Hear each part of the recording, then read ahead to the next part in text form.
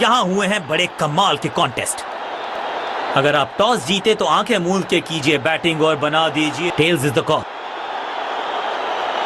And tails it is.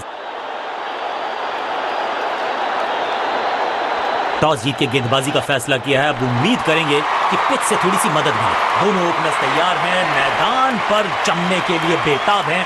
Fielding team भी तैयार। अब आएगा मजा, क्योंकि ये दोनों टीम्स एक से बढ़कर एक। थोड़ा सा इनको संभल के खेलना होगा और कोशिश करनी होगी कि अंत तक ये नाबाद रहे। थोड़ा सा बदलाव करने की